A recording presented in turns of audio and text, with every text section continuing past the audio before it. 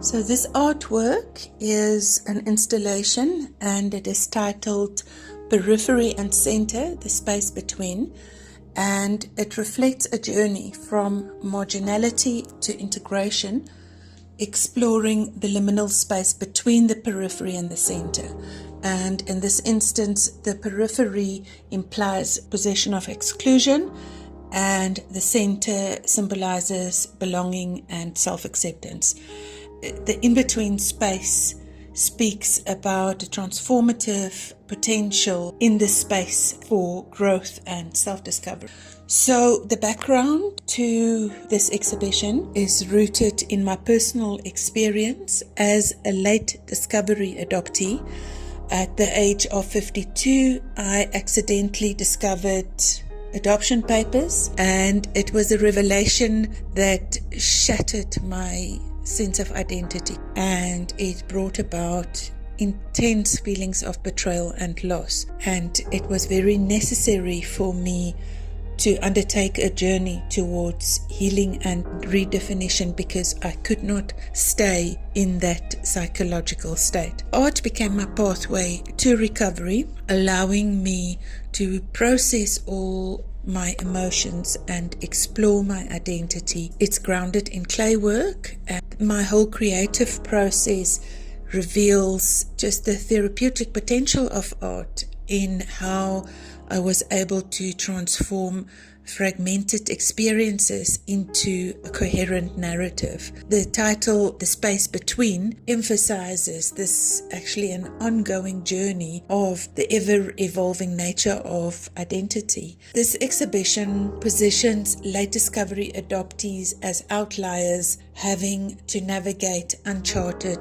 emotional terrain, and it raises awareness of the unique challenges of being a late discovery adoptee. Through cycles of reflection and creation, art making became both an introspective and a transformative act, helping me to articulate the complexities of my trauma, identity, and reclaiming myself.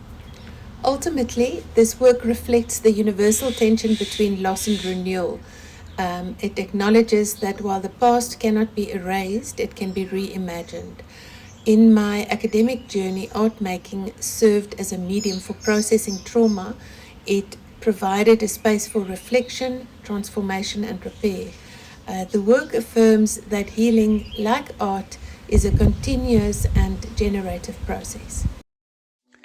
The installation is presented as 4 dreams, 4 tables, 4 dreams, including a catalogue framed as a children's story to invite viewers into the personal journey of a late discovery adoptee. The artworks are displayed in cases designed to look like museum specimen boxes, highlighting how adopted children are often categorized and placed in homes deemed quote-unquote suitable by external authorities, supposedly in the child's best interests. The tables are encased in one-way mirrors, a very deliberate choice, symbolizing secrecy, disconnection, and duality. The mirrors act as barriers reflecting the child's limited understanding of her constructed reality, while allowing others who know about her adoption to observe her life. This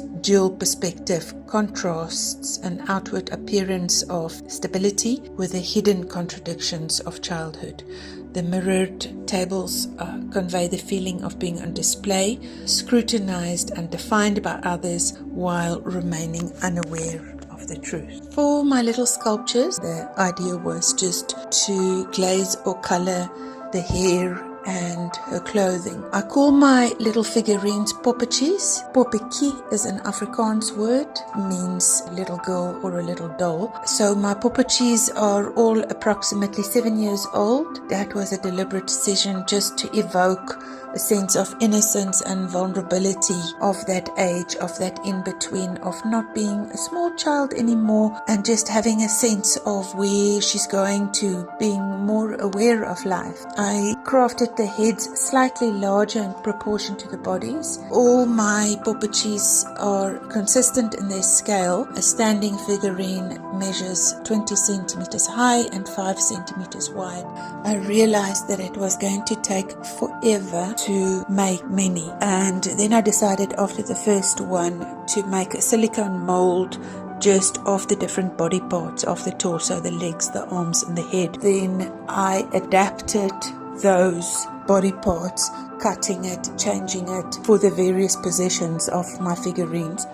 Color blue is predominant in this exhibition. Blue is often associated with dreams and dreamlike states, evoking a surreal realm. Its connection to imagination, mystery and the subconscious allows it to bridge reality and fantasy. These associations were very intentionally woven into my exhibition to reflect a dreamlike quality on each table. I also decided to just highlight specific elements in blue in my figurines so that there's contrast between my Poppachis and especially the very blue surface of every table. The transparent Perspex boxes are both physical enclosures and symbolic devices to demarcate space, addressing inclusion and exclusion of being trapped within a box and also being excluded from it. So my exploration of this whole journey is primarily realized through the medium of clay, but it is expanded with mixed media, including paint, wire, polystyrene, wood, string, prints, all sorts of found materials. The deliberate combination of incompatible materials, such as the clay, is juxtaposed with a mirror glass, the one-way mirror, and the Perspex, and that was in order to create a specific tension on the tables. For me personally, working with clay is a powerful metaphor for my journey of self-exploration. The act of molding, breaking, remaking represent the confrontation of the fragmented identity and the possibility of transformation.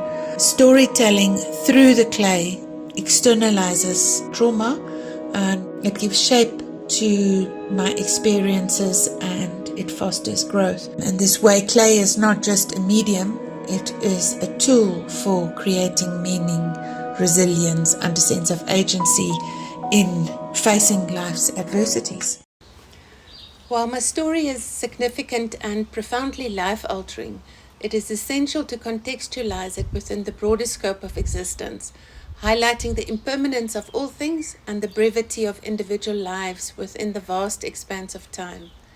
Viewed from a cosmic perspective, personal experiences become fleeting moments, mere pinpricks in the grand scheme of the universe.